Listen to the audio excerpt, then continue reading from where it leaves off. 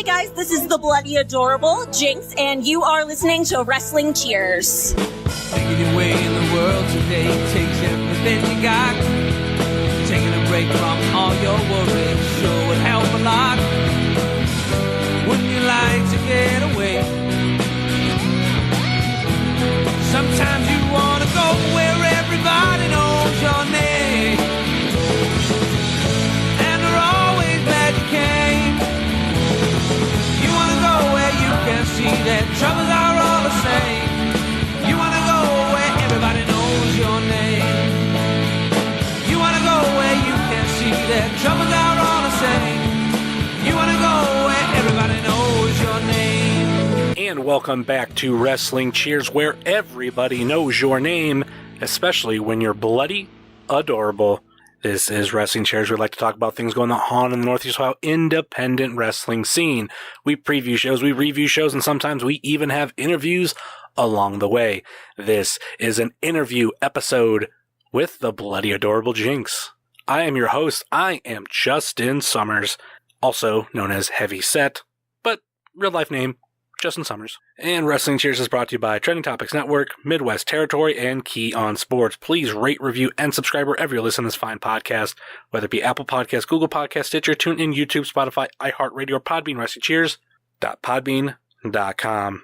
You can find us on all your social media, such as Facebook, Twitter, and Instagram. Facebook.com/WrestlingCheers, Twitter.com/WrestlingCheers, and Instagram.com/WrestlingCheers. Email, if you so choose or desire, WrestlingCheers@gmail.com. And we have the merch store over at webmaneuver.net. Like I said, this is an interview episode with the bloody adorable Jinx.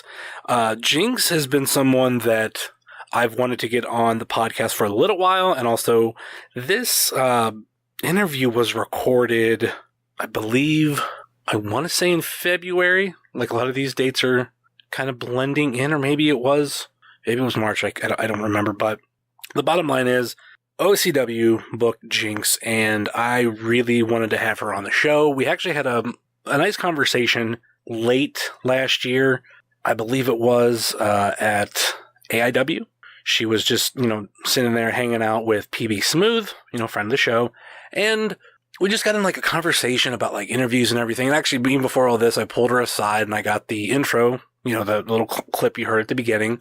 So because I wanted to get more female voices to do the intros, I'm trying to really spice that up, get a whole army of people.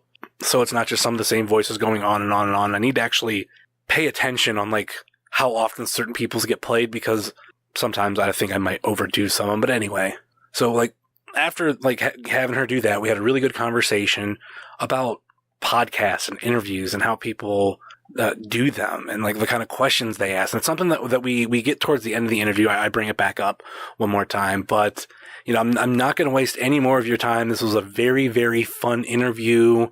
One of the probably ones I'm most proud of. I don't think all of my interviews are great, but this one I think came off really, really well. Went for about the time frame that I wanted. We covered a lot, and it's not very repetitive from other podcasts you might have heard her on. So for now, let's get into the interview with the bloody adorable Jinx.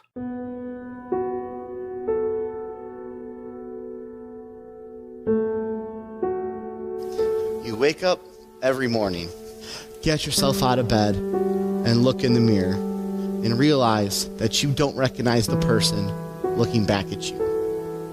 You don't feel as whole as you should. You feel about half empty. You get in your car and go about your daily activities, and you think about all the opportunities that you missed. Opportunities you didn't take.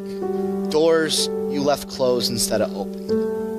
You think about all the things that you could have done and the things that you chose to do instead. Well, that's where I come in. My name is Dr. Daniel C. Rockingham, and I am not only a motivational speaker, but I am a personal development coach, and my 3-principle system has changed the lives of countless people all over the world.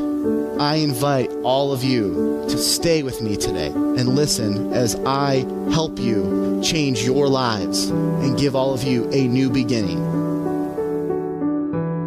All right, we are back here on the podcast, and I'm being joined with actually the first female interview by me on the podcast. Oh, wow. None other than the bloody adorable Jinx. Hello. Yes, that is an honor then. I did not know that. Caden technically did do a couple interviews on the show, but I'm not Caden, but Fair still. enough. So I can't the say one you're that you did. So I can't say you're the first official. The first official by you. Yeah, first official live one-on-one by me. Gotcha. So how's it going, Jinx? Pretty good. Pretty good here in Ohio, you know, at OCW. Just before the show, hanging out in a room adjacent to a locker room. Yeah. Pretty normal wrestling thing. Yeah. It's so cool. Like, I was so happy when they like announced your booking. Yeah. Because like you don't like, I mean, you get like what, like PCW and like that's kind of it. And even then I haven't like, I don't go to Ohio a lot anymore. I felt like it was like the one place that I went all the time. I felt like I was like, I do Ohio all the time. And now I'm getting into, I go to like weird states now, or like I'm going to like so many different places. Like I just did Chicago. Chicago's nice. Chicago's super fun. I did Kaiju Attack out there. Okay. Yeah. They worked like the craziest venue I've ever seen. It was like this full like restaurant and like beer distributor place. It was beautiful. I get next week and the week after that, I'm going to New Jersey. Okay. Which is wild that I'm going back there twice. That's two of the same exact drive. I know one of them is against Tara Calloway. Yeah, I get to wrestle Tara Calloway, which I'm super excited about. I like if that was closer, I was like, oh god, I want to go. But I'm like New Jersey. I'm like, I'm there in spirit. It's a hike for me, so understandable. But also, I'm very excited to wrestle Tara. I'll definitely be excited to do that. And then I get to do WSU, where like Combat Zone runs the next week, which is a really cool goal for me. Like growing up and still being a really big ECW fan. Yeah. And then obviously growing into CZW and things like that. Yeah. It's such a crazy thing for me to be like, I get to complete going there. And hopefully it leads to me being able to go back and keep working at like different areas. Because it's super interesting for me to be able to say like, I'm going to different states like that. Not just like Ohio and West Virginia, places that I'm super used to going. That I'm getting different opportunities in places that don't get to see me that often. I think that's one thing I love from being a fan's point of view is like when I see people break out, whether it's break out from here and like, you know, a lot of people from here, like doing like Southern Underground Pro and a couple like going to all these other states. Like you actually were booked for Scenic City. I know last year.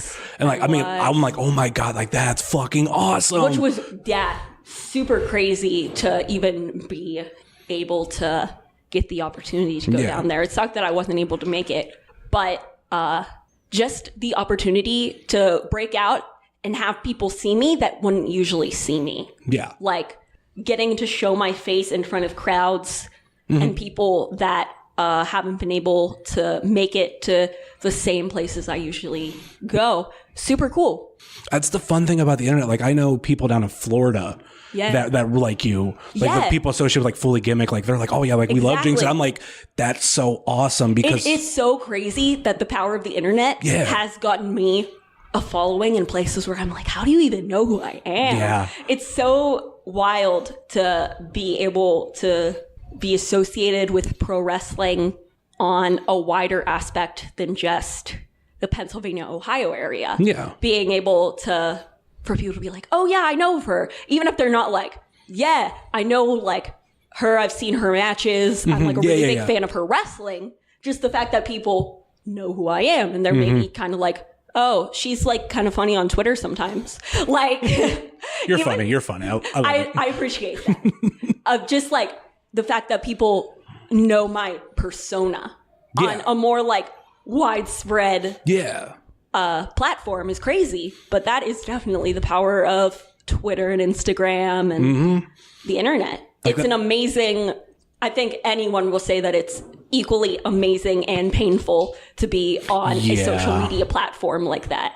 It's a very slippery slope, I think, in a lot of ways. Yeah, like I'm a fan of Channel Awesome on YouTube. Yeah.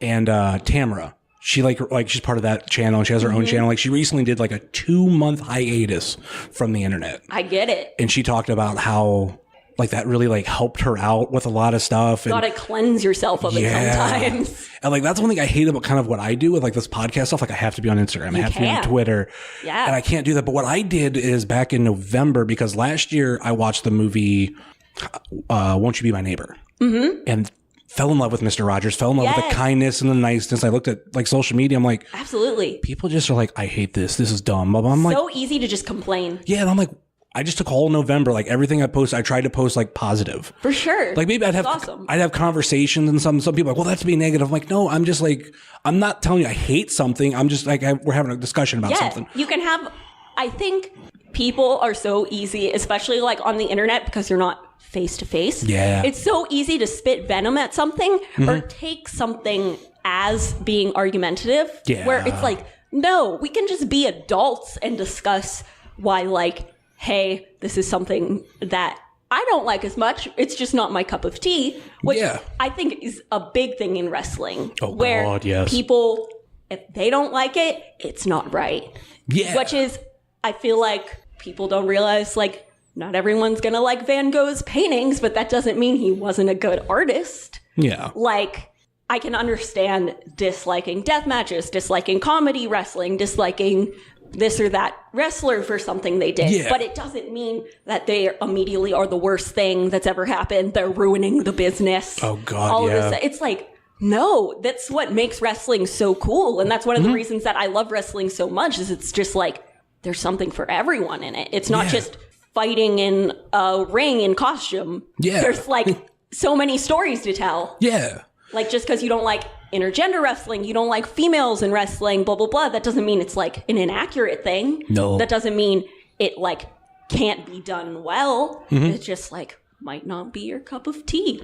Yeah, like people just get so wrapped up. Like even like if you go like some of the bigger stuff, like people go like bitch about WWE. I'm like, man, if you don't like WWE, don't watch it, don't talk about it. I'm like, there's so much more out there. Like when I started becoming an independent wrestling fan, like that was in 2011, and women's wrestling in WWE wasn't good. Like, it sucked, So I kind of like turned my focus. I started like following the independent scene, you know, fall in love with like wrestlers like Veda Scott. And at that time, Sarah Del Rey was like on her last like year. And I was like, oh, this is like good women's wrestling. Like women can be good at wrestling. Yeah. And like how I described it is like, okay, this is good. And like, I didn't care as much. Like I didn't bitch like, well, WWE's doing this. I'm like, well, they're doing good over here. I like this. So maybe they'll catch up. And I mean, now we're to a point where like it's amazing. It's going to be a main event of WrestleMania, like women's wrestling. I really hope that does. I'm so excited for that. Yeah. And it's amazing to me because I will openly say that when I started wrestling and for most of my life, I had such an angry grudge against women's wrestling. Yeah. Like I would openly say I hated women's wrestling. I thought it sucked. Because when I was like growing up, or like when I was starting to like become a big fan of wrestling, it was in that era where women were just there as it's like a special attraction match where they don't really know what they're doing. And it's just like, you're not really trained, but just go in there and have a cat fight and people will cheer because you're women. Yeah. So I just had like this huge grudge against it. Yeah. So it's super cool for me to not only see like the level of like the caliber of females in wrestling and also see myself becoming like a fan of women's wrestling more and appreciating the other females in wrestling and not just being like grumpy about how bad it was when I was like growing up on wrestling. And I feel like too now there's so many different like types of women that are being like spoken for in WWE. It's very versatile now. It's not all just like models. The same kind. Yeah, exactly. It's not all just models that were found randomly. Yeah. And they were like, you look good. Let's put you in a fun costume and have you like go out in front of a crowd. Yeah. Like I know like not as many people like her, but like, you know, like Tamina and Nia Jax. I'm like, those are different women. Those were like, I wanted those type of women for a while. Cause I'm like, absolutely. I'm like, we get the model types. That's fine. I'm a huge fan of Natalya. And I feel like I love Natalya. She's model S, but like, she's versatile. Yeah. She's different. Yeah. But I wanted someone who just like, you just kind of like Awesome Kong, where just like someone not watching wrestling could see them and go, Awesome Kong. Someone not watching could go, oh, like I'm scared of them. Like I wanted that. And I feel like Nia and Tamina, especially like Tamina, like she's been around for so long. Yeah. I think like just her facial expressions and stuff. One of my favorite things that they've done in a while was I found it super interesting and super cool when they had Tamina being managed by Lana. Yes. Just because I think it's such a cool concept to have a woman being managed by another woman. That's true. That's not a usual thing. Yeah. Is to have a woman that's genuinely like managed. Yeah. Like a female equivalent to Brock Lesnar and Paul Heyman in a sort of way. Yeah. And the thing is too with Tamina, I believe she's a mother, and that's what made me give a whole new appreciation for her. Because I'm like, oh, she can flip that switch. Like she does the wrestling stuff, and then like I know she'll go away from time to time, but like she needs to be a mother, and I'm like, I respect that so much. She like knows her boundaries. Yeah, she knows what she wants to do, which I think, I love Tamina, and also because she does have that look and that really menacing presence. Yeah, where she's badass. I like Tamina a lot. One thing that I did want to talk about, because I couldn't find many interviews from you. Sure. Because that's something we talked about before we started recording, and that's like Jinx is a hard not easy to vanity search. Yeah, I could type in Jinx on a podcast platform, and it'll just give me a plethora, just so many different things about Jinx. League of Legends, a lot. Well, there's that. I know there's Pokemon. Yes, Pokemon spelled with the Y, which is literally just like a drag queen Pokemon. I was actually curious where you got your name from. It was a name that came from it now has various meanings to me, and it's kind of grown in meaning as I kept going, which really I just had no idea what I wanted my name to be. And it was something that my trainer, Chris LaRusso, gave to me. He was just like, what about Jinx? And I was like, I can kind of see that. I think it's a character that would do well with just a one-word name. Yeah. It really makes sense. I also am a big Teen Titans fan. Okay. And, Jinx was a villain in Teen Titans. And then I grew to learn one of my friends that's in the business. Her name is Morgan Rockefeller. She did a lot in the Pittsburgh area, and she's been in wrestling from that time frame when women were just not trained and you were just escorting people to the ring. Yeah. And apparently that was what she really wanted her wrestling name to be. Okay. So at a time when I was just kind of wanted to change it for a lot of that reason, where I was like, oh, it's really hard to find me on the internet. I don't know what to it kind of just that was mainly it. I just felt like it was really hard to find me. And then I realized it's just it not only kind of fits who I am, and also I'm just already here. Yeah. I have the Bloody Adorable too, which kind of makes it a little bit easier to find.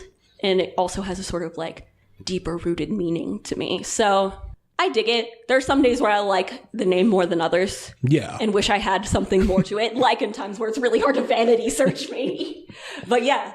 To me, when I first heard the name, the first thing that came to mind with Jinx, because actually I'm not a big Pokemon fan. Yeah. I don't know much about League of Legends. It actually goes back to, I don't know if you've ever played this game, Super Mario RPG. Yeah.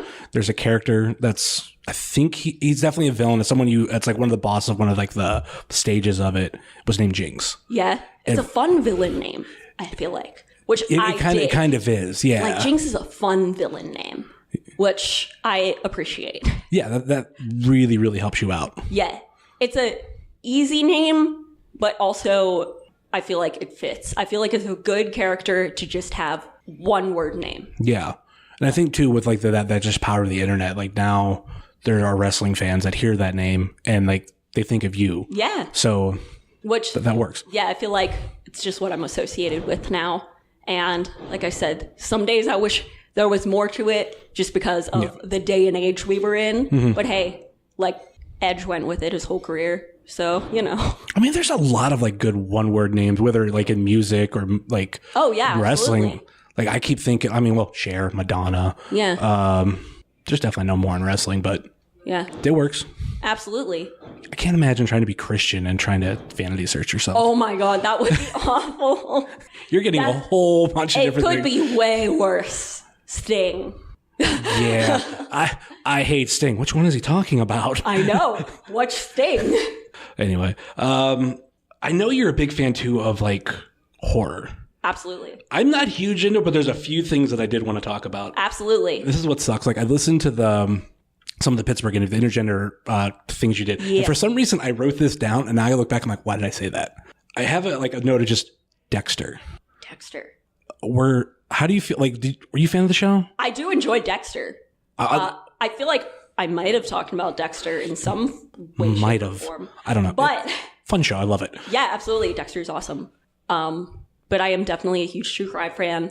I feel like I probably talked about how I've taken bits and pieces of my character from characters like Dexter. I associate myself a lot with like Hannibal Lecter, things like that. In terms of like personality and thought process. I'm a really big true crime fan.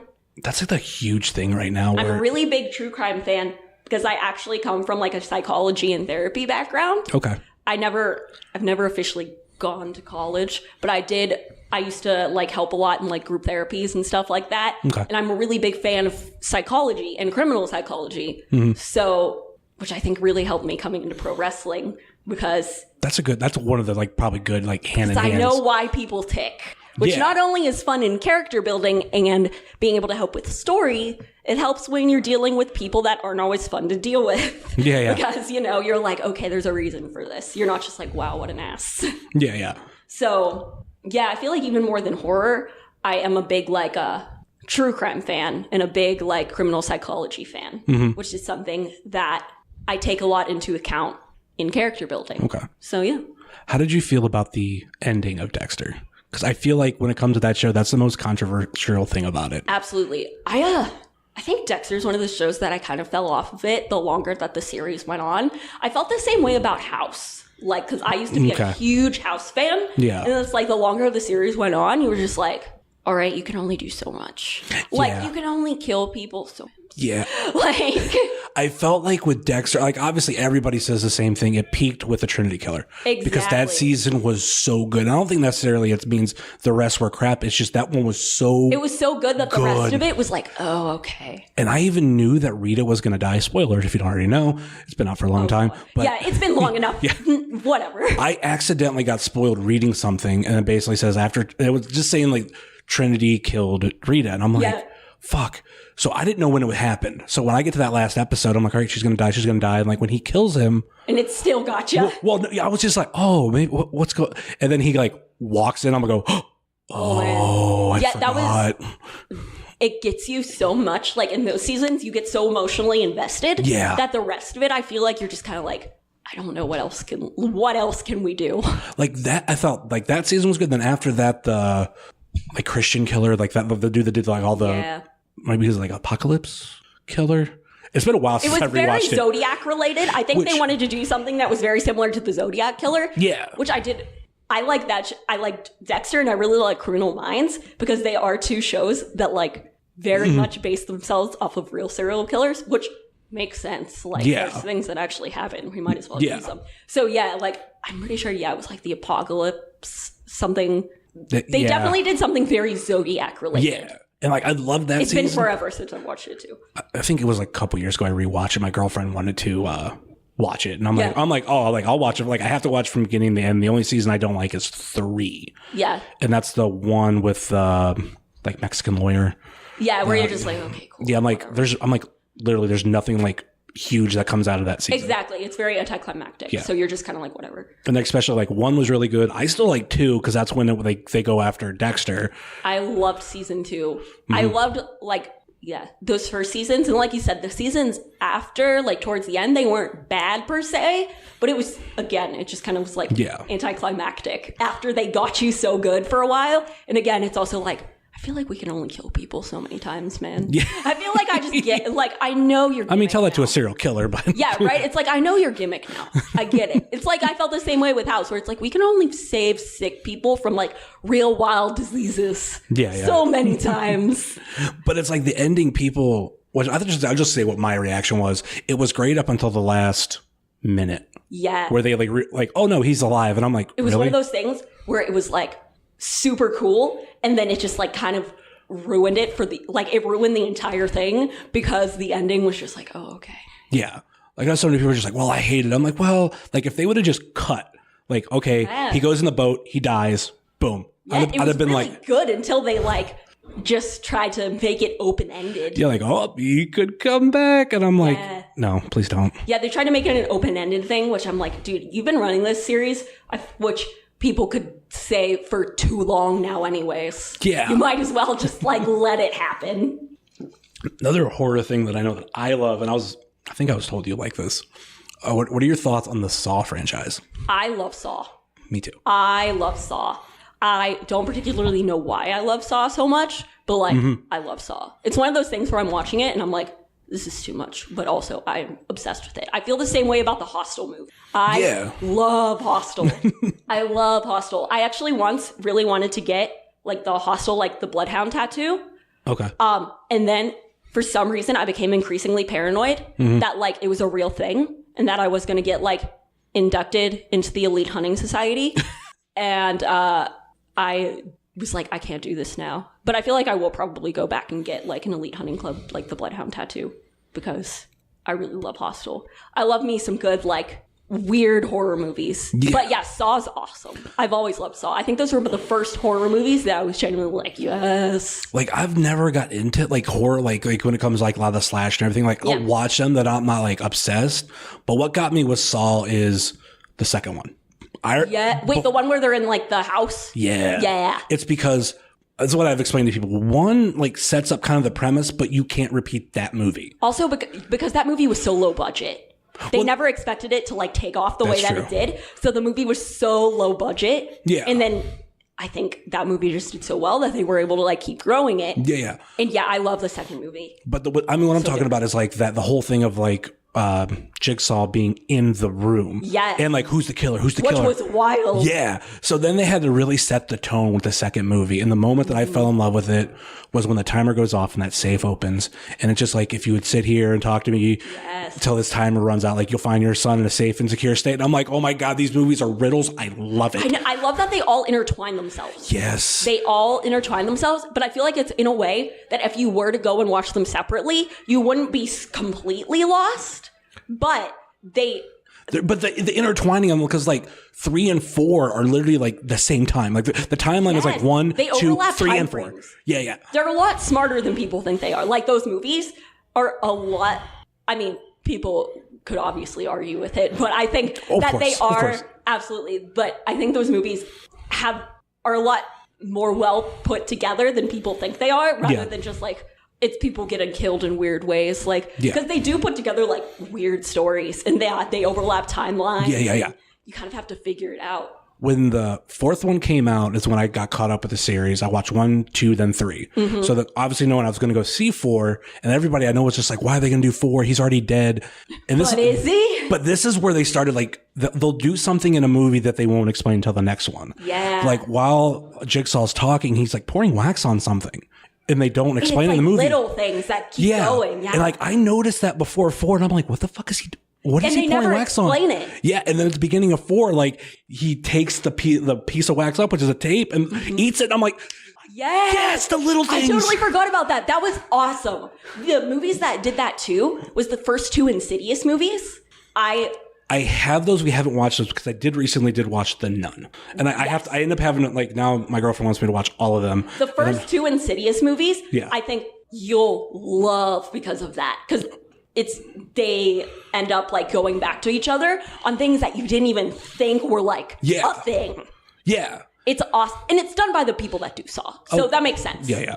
Because I think when people were like after 3, I was like, why do they keep doing it? Because like I said, with that aspect, and they're just like, keep checking it out. I'm like, are you paying attention? There's like little things. And sometime after 4, I started like going on like a YouTube conspiracy theory of like Saw. I love those like weird holes that you go into on YouTube. But with that time, it was like trying to explain things, like who was going to be behind something. My biggest question, spoiler alert here if you've never watched these movies, I'm like, where's Dr. Gordon? Like, even after the first movie, I'm like, he literally chopped off his leg and left. Yeah. And then I'm like, they end up like, I think in the second one, they go back through those sewers, and I'm like, you don't just see, there's a dead body with one leg. Yeah. I'm like, I knew he had to be alive. There was no way that he wasn't, because they would have explained it. Well, and then like one of the videos I watched was like, if you pay attention to this one clip, I think it's the beginning of 2 or 3, where the key's behind the guy's eye. They're like, the doctor has a limp and he's doing the same leg, and they end up in 7, they recreate it. I'm like, like people who like talk shit about that movie, like they did like 7 movies. The scene where he like sears his leg together makes me kind of barfy. Like, I don't get freaked out or like grossed out by a lot of things in life. Yeah. But for some reason that wigged me out. I was like, don't do it. Shit, that hurts. But yeah, I'm a huge love Saw. The end of the final movie was just that.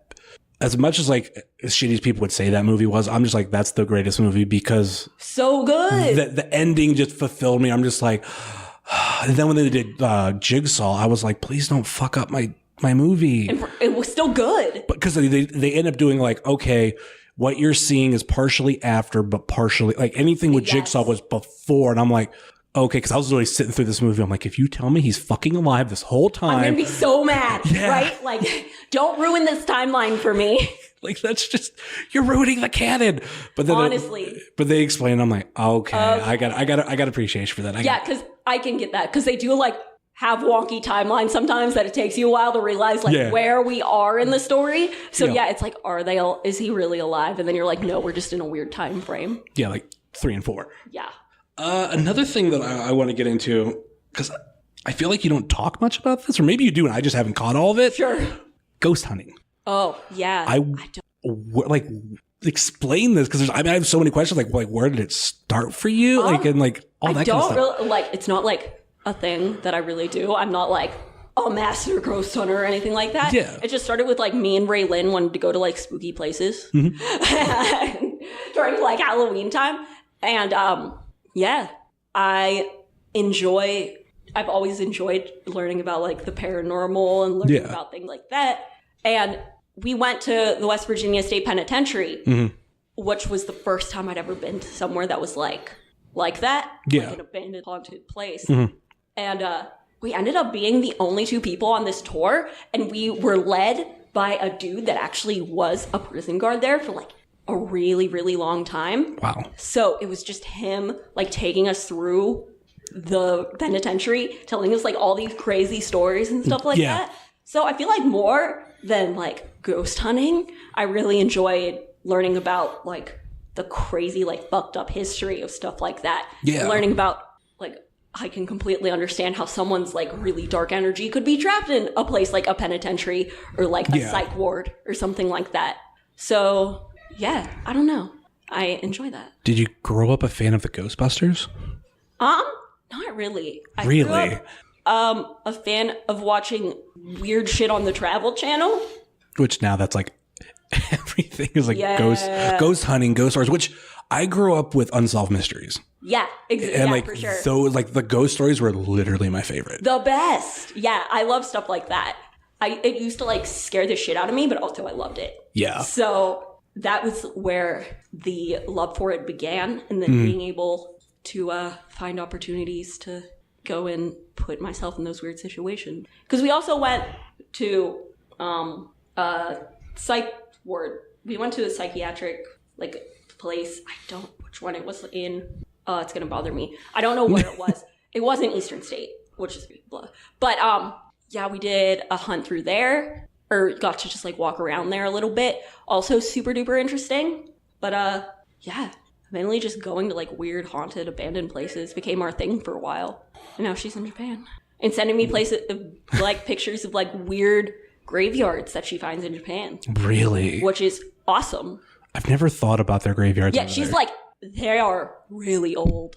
She's oh God, yeah. She's they're just really old graves, which I wouldn't even think about that. Because when I think of Japan, I think of some of the stereotypical things. I love when it comes to any country, I could talk about food, or sure. Trying to learn okay, what's your weird thing? Culturally, what? Yeah. Yeah. I think I've had because I actually subscribed to a thing called Tokyo Treat for a while. Yeah. So they would send me these Japanese snacks, and I got the one with the drink, which is super cool. That's fun. Just experiencing that kind of stuff, and also things that are normal in other countries to just have. Before he got signed, Killian Dane, when he was in AIW as Big Damo for J-Lit one year, we had a conversation of what is different between food over there and food over here. What do you have that we don't have, and what do we have that you what are these similarities? I know I've heard some people from England they love our cereal or something. There's also something we with have that. ranch dressing. I didn't realize that other places don't have ranch dressing. It kind of makes sense though. I get it. It's such an I like ranch dressing. Ranch dressing is such a white people thing. Yeah. I love ranch dressing. Yeah, same thing. I will eat everything with ranch dressing, but I'm also gross. So I accept it wholeheartedly. But I didn't even think about it until I don't even remember how I found out. But I was like, you mean you don't have ranch dressing? Oh, yeah. Like, I know over there, one of the big candies is called Jelly Babies. And I found out about them through Doctor Who.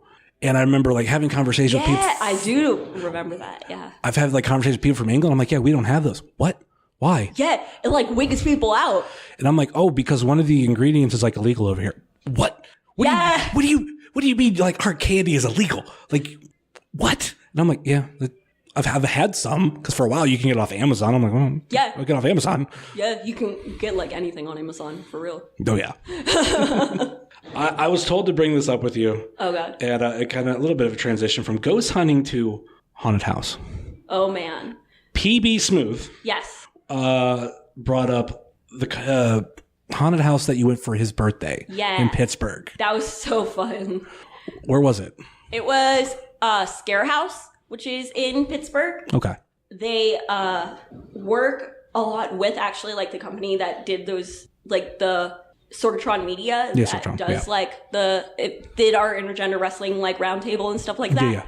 Yeah. So we all went to Scare House, and they also before that for like promotional things, I got to get like my makeup done by those people, like get zombie makeup done, seen that, and stuff like that, which was super fun. So that was a great experience. Like, do you like haunted houses? Oh, I love haunted houses. Okay. Which is weird because I'm probably the most jumpy person alive. Like, I'm super jittery. Okay. But for some reason, I'm a glutton for punishment, I guess. So the thing is with me, like, I've never been scared inside one. Yeah. It's a compliment if someone catches me off guard and I jump a little bit. Yeah. But other than that, like, I'll walk into like rooms and I'm just like, immediately I'm scoping. I'm like, all right, where are you going to come from? And then they pop out. I do that too, but they still scare me because I'm just so jumpy. I don't know why. Like, they'll pop out and I go, okay, yeah, cool. Yeah. Hey, man, what's up?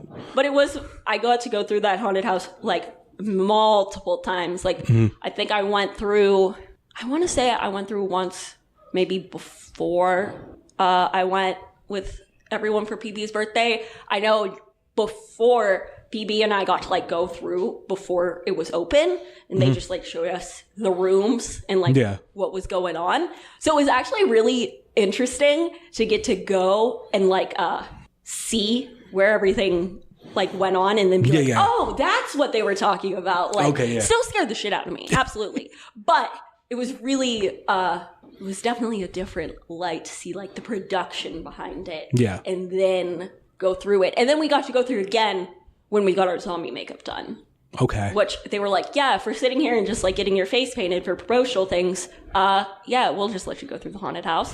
So, and none of us expected it. So we were just like, okay. And I think we were like one of the last people to go through for the night. Okay. So they were just like going wild by that point, which was really fun. My dream, because I'm a huge Ghostbusters fan, I've wanted to go through a haunted house dressed like a Ghostbuster. That would be super fun, yeah. Like, whether they would allow me to bring, like, a proton pack or not, or at least have a PKE meter when they come out. I'm just, like, scanning them. I'm like, that's fantastic. And, like, that would be great. Because I just want to see, like, if they would, like, laugh or they would just, like, kind of get mad and try to scare me more. Yes. Like, I would just go full gimmick on it because I just think it'd be so hilarious. Yes, I can see that. I want to go in. Like, it was actually really funny to go through with the zombie makeup on. Yeah. Because I think we kind of concerned them. Because it's like I don't say you're trying to be part of the show, but it's just like, you're like flipping the tables a little bit. Yeah, we did get our makeup done by the people that do their makeup. So we were just kind of there. It's like you were working, but you weren't. Yeah, exactly. Like, I kind of already worked for you, but also like now I'm here to have fun. I don't know. Yeah. It was very interesting. I think they got very confused. Do you have a favorite haunted house that you've been through? That's just like maybe the most memorable, the one you've been through the most? There's one that's closer to me that's called 100 Acres Manor. Okay. I've been through that one probably the most. Scare House is awesome just because of like the experience that I got to have with Scare House. Yeah. The fact that I know them and know how much goes into it. Like, it's amazing to see like the year-round production value and the year-round like creating of putting on just like that awesome haunted house. Kennywood Park in Pittsburgh during really? Yeah. During Halloween season, they have Phantom Fright Nights, which are super fun. They have lots of haunted houses, and then they also just have like people walking around the park trying to scare you while you like wait to go on a roller coaster. Which gives me utmost anxiety. But again, I'm a glutton for punishment, I guess. So it also, this goes for two things when we're talking about haunted house and actually something that has that kind of history of actual like possibility of being haunted. Is have you ever been to Mansfield Penitentiary? No, but I would love to. Because I've done the haunted house thing. Like that's kind of cool because it's a lot more open spaces because like just some of the areas that are just obviously bigger. Exactly. And like where you like walk through cell blocks like up up and around both sides. It's not so much like, oh, this used to be a jail. It's more just like more open. Anybody can like space. pop out from anywhere. Yeah. It's like a lot more area than just like I'm walking down a hallway. Yeah. One of my favorite parts when I went through, like my girlfriend hates clowns. Hates clowns. And we get to one part and she sees a clown and like she goes scared. And then he's like, welcome to Clown Town. And that whole cell block was nothing but clowns. That's hilarious. I was just like, oh, this is going to be fun. That's amazing. Yeah. I hate dolls and I hate fire.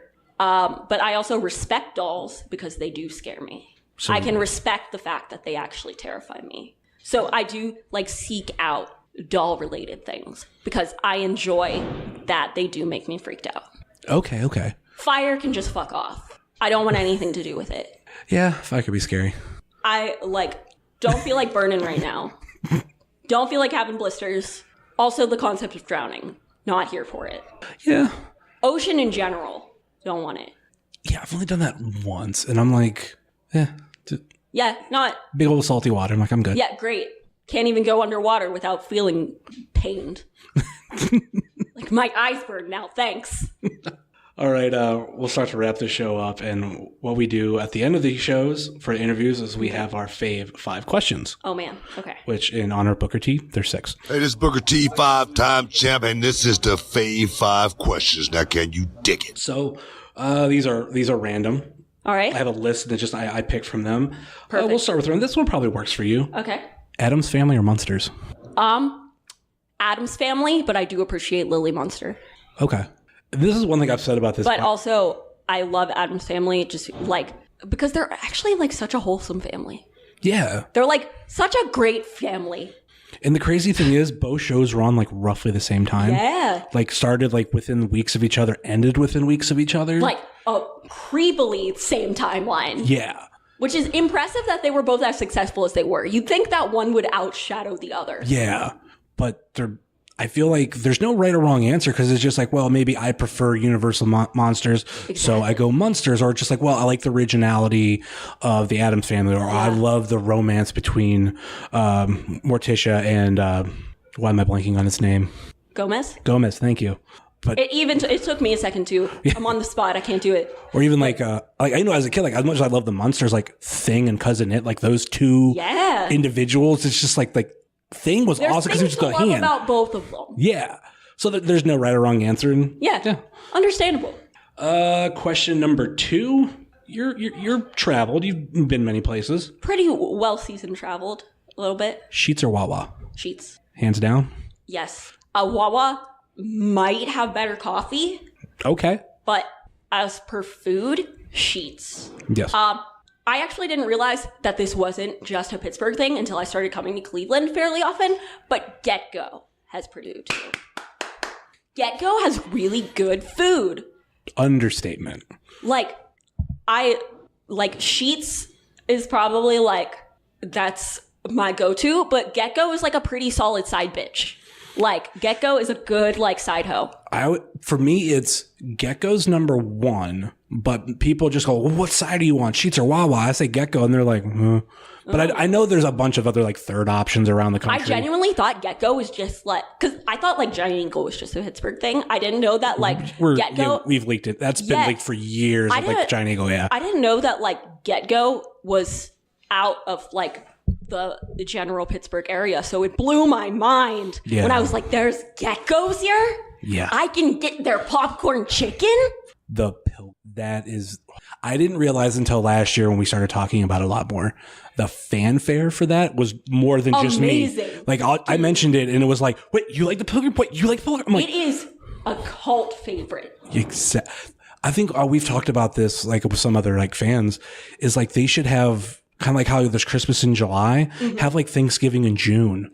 Mad Mex, which is a local, like sort of chain Mexican restaurant. Okay. They have the Goblerito, which is like the burrito version of that. Kind of want to try which that. They do, I think, in like the half year point between Thanksgiving.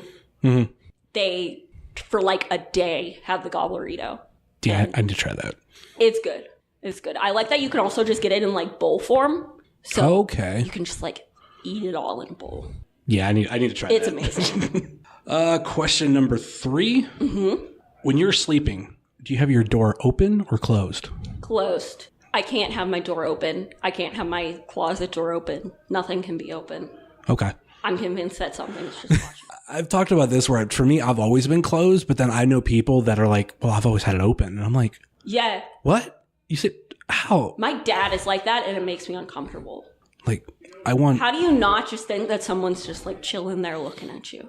For me, it's not even that. It's just like I want to sleep, so I want the door closed so like no outside light can get in. That too. I feel like it's some sort of like hibernation thing, like putting me in my own space alone. And then I feel like if someone comes through the door, like that'll get me. But if it's already open, like you can just step in. I don't know. You can just walk in. Yeah, I'd like wake up maybe if you open the door. Yeah. But if you just like kind of creep in with the door already open. Yeah. Same with the closet. Because I used to like hear, not like there's like stories about it, but all those stories that like people living in people's attics, like homeless people that like live in people's attics and they just never know. I have to keep my closet door closed because I'm convinced that like this might be the day that someone's in my attic. All right. Question number 4. This is a new one that I've been trying out. All right. Rank the fast food chicken nuggets between McDonald's, Burger King, and Wendy's. McDonald's, Wendy's, Burger King. Okay. Because I'm waiting for the person to give me why Burger King should be 1 or 2 and why one of the other 2 is 3. Could I like add Chick-fil-A as an option? Because like Chick-fil-A's grilled chicken nuggets are pretty cool. And also they have really good sauce. I think the reason why I don't use them is because like McDonald's, Burger King, and Wendy's are like the 3 traditional fast food burgers. Like their menus are this similar. I don't want to say the same, but like their own different variations. And obviously, I feel like to me, like you said, McDonald's number 1, right? Yes. Yeah, to me that's number 1. It depends how you feel though. Sometimes you're just in the mood for Wendy's chicken nuggets. They scorned me last time. They did you dirty? But it was because I hadn't got nuggets in there in a while. Like one of my favorite dipping sauces, and I had a craving for it. And I tried Wendy's first. Is honey. Yes, I went to when they first had the nuggets, and for many years they always had honey. So I went up, ordered like, oh yeah, I'll have this nuggets, blah blah blah, and they're like, what dipping sauce? I'm like, honey mustard. No, just honey. And I'm like, just. And they're like, oh, we don't have that. I'm like, what do you mean? Since when? Like when? Have you ever put honey on pizza? No. It was a big thing when I lived in Colorado.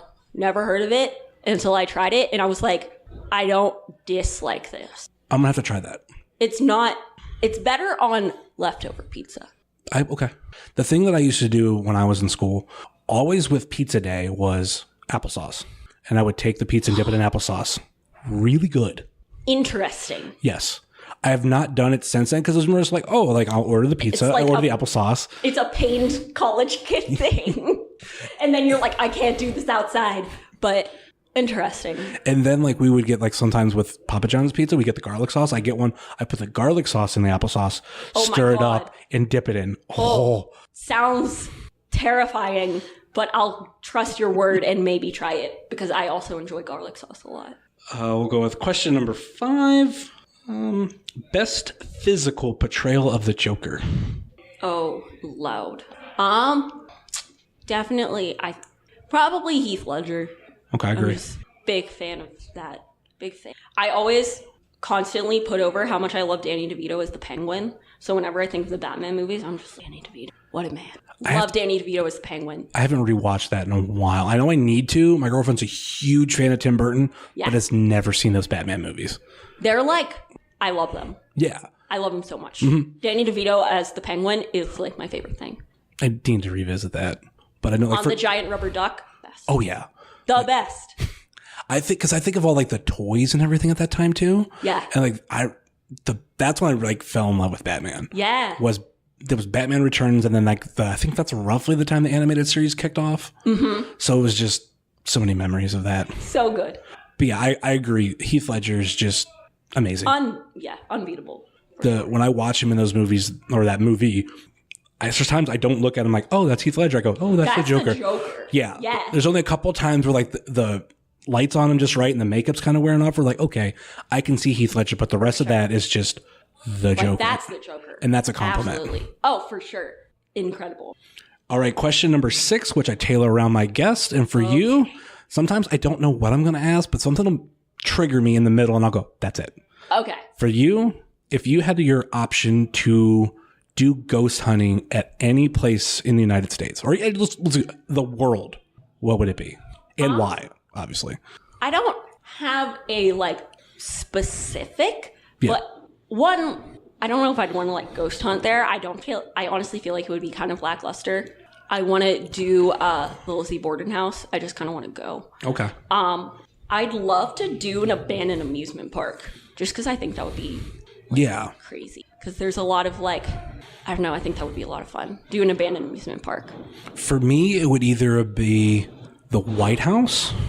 That would be cool. Because there's like I fell in love with a lot of the ghost stories of the White House. Yeah, that's crazy. Because you never think about it until you're like, oh, I guess.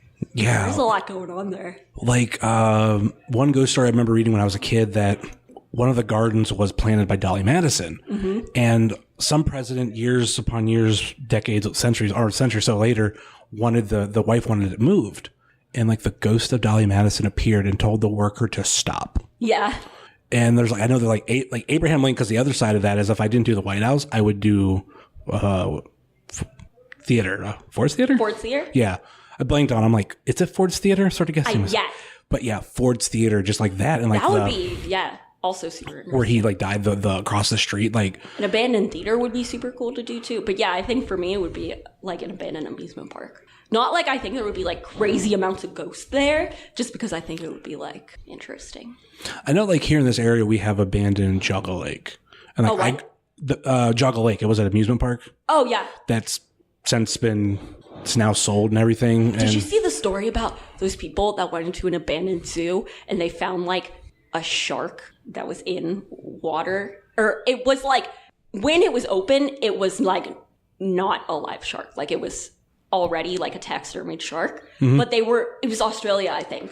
I'll show you the picture. It's like imagining going through, like doing some urban exploration and just finding like this fucking giant great white shark hanging out. Yeah, it's terrifying.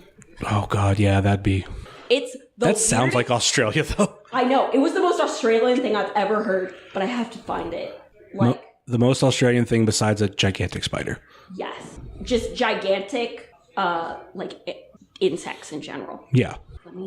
I bet I can find it rating abandoned zoo shark. Because not to mention, it's like, but just not even that, it's like taxidermy. It's just like bad looking taxidermy at this point because it's just been like hanging out for a while. Like imagine just like finding that. Oh, yeah. Like, it's like dilapidated taxidermy. Yeah. Which makes it even worse. Nothing's weirder than bad taxidermy. Oh, yeah. Bad taxidermy's messed up. All right, we're getting closer to bell time, so we're definitely going to have to wrap this up. But any final thoughts or last minute plugs before we go? Not really. I'm glad that we could talk. It was a good conversation to... Thank you. It wasn't your traditional thing, because the thing that kind of sparked just casual questions. The thing that sparked this interview was a real casual conversation we had about how a lot of other podcasts will just like they kind of have generic questions like, well, how did you become a wrestler, and like, what were your inspirations? You can find that on anywhere, man. Yeah, like I've always said, like Magnum CK, for example. He's so good at like just going on like a tour of podcast to where I'll catch him on like some other one. They'll be like, well, how did you become a wrestler? And I'm just like, his answers are already in my head. He'll find a way to tell a little bit differently, but I'm like, I know he's how. Such an actor. Yeah, and I'm like, if you just search Magnum CK before you did the interview. That's why, like, even before I did this, I tried to search for music. I'm like, I just want to get different perspective, and I just want to find stuff because I don't do, well, how did you become a wrestler? Like, because it's boring. No one wants to see that either. the way that you said it, and I'll never forget, it's like some people conduct interviews as a job interview. Yeah. And that's not how these should work. It sounds like a bad job interview, like when some people are doing it. Like, why do you want it? Why do you want this job? I don't know. What are your greatest strengths? I don't know. Like, don't put me on the spot like this. But, absolutely. You want to throw out your social media for those who don't already know? Yes, it is. My Instagram is bloody_adorable, and my Twitter is bloodyxadorable, which I'm pretty sure that's right. If not, just like switch those around. I always get it confused. If you search bloody adorable in some way, shape, or form, it will come up. Yeah. My Facebook is Wrestling's Jinx. I don't really use it because Facebook, but yeah. I try to be funny. I do post about where I'm going to be, so hopefully people can come actually see me wrestle. And you're going to have a death match soon. Hell yeah. I had a hardcore match, but I want to have like an actual death match. That one was for Caden. Yes. He has to be there. All right. Thanks, Jinx. Absolutely. Thank you. I'm glad to see that no one has left. But now you're asking yourself, Dr. Dan, are you going to tell us what the DCR system is? And I will tell you now. The 3 simple principles that change everyone's lives: dedication, confidence, and respect. D, C, and R. If one is dedicated to themselves, confident in oneself, and respectful of oneself, there is nothing that they cannot accomplish. Those 3 principles are the building blocks of anything you wish to achieve. If you just remember D, C, and R, there is nothing that you cannot accomplish. But sometimes you feel that isn't enough. Sometimes you need to be a little more focused on the task at hand. But don't worry. To go along with dedication, confidence, and respect, you can always remember rule number 1. And there you have it. The bloody adorable Jinx appearing right here on Wrestling Cheers. And it was such a fun conversation, that, as you heard. And, you know, I don't have wrestlers do this a whole lot, but just seeing this the next day on Twitter just made me really, I don't want to just say happy, but it was just like really cool to get this type of like tweet out. Normally, wrestlers will promote the show when the episode comes out, but the day after we recorded this, she wrote, "Yesterday I had an amazing time sitting down and talking with Wrestling Cheers.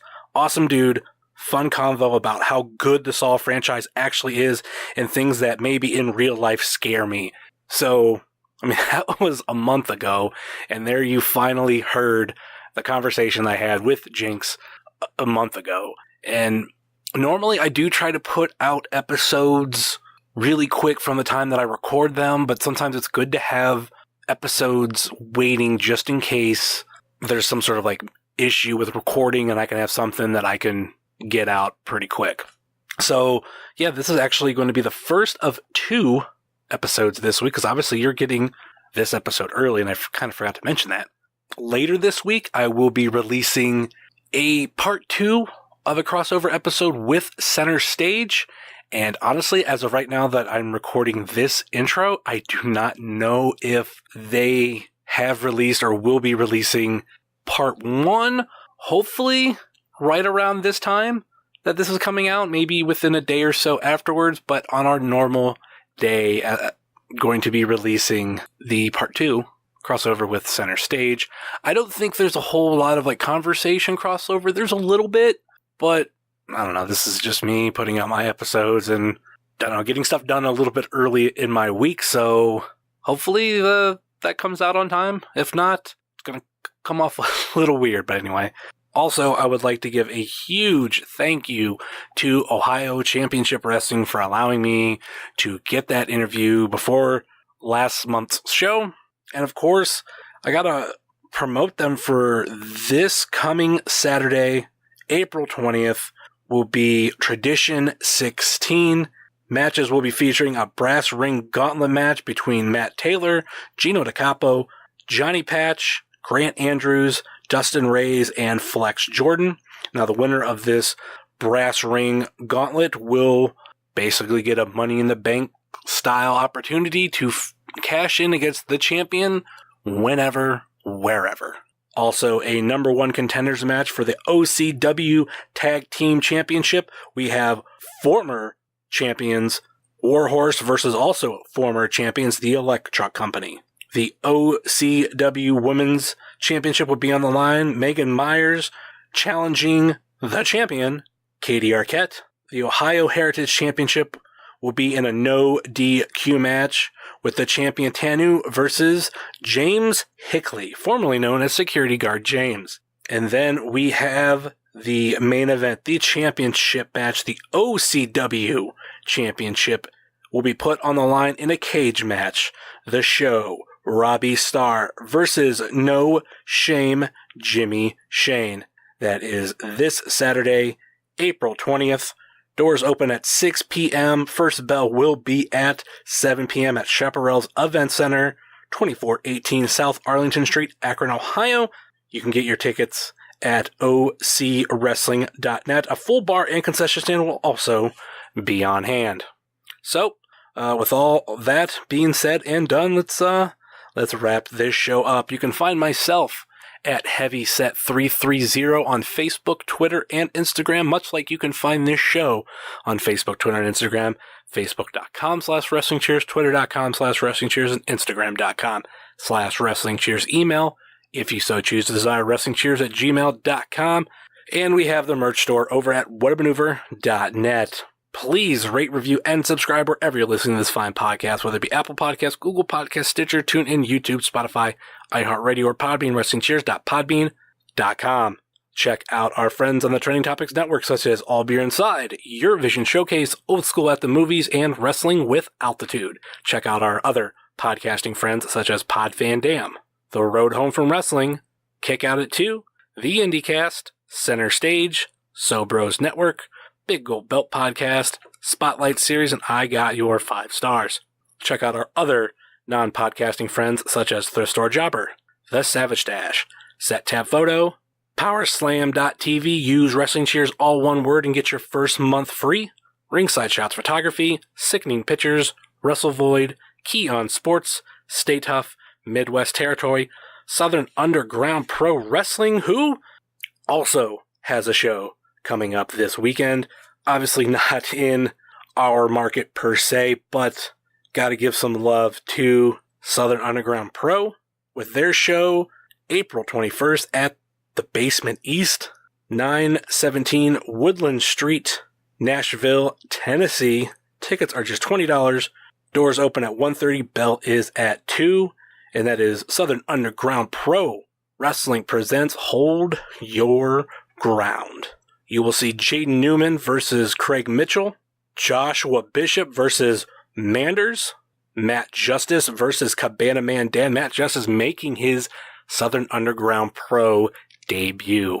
Logan Stunt versus Zach Cooper, Mr. Brickster versus AC Mack, Anthony Henry versus O'Shea Edwards, Kevin Koo versus a mystery opponent, Alley Cat versus Logan Easton LaRue, Dominic Greeny in a Bone Collector's Challenge. He's basically put out an open challenge, and he has said that whoever answers will submit or be knocked out. And we have the main event, the Bone Storm Championship, on the line with the champion Brett Eisen versus the WWN champion J.D. Drake. Oh, and last but not least, the official graphic designer of Wrestling Cheers, Moy Boy Designs. That will do it for us here on Wrestling Cheers, where everybody knows your name. And I want to play a game. Later.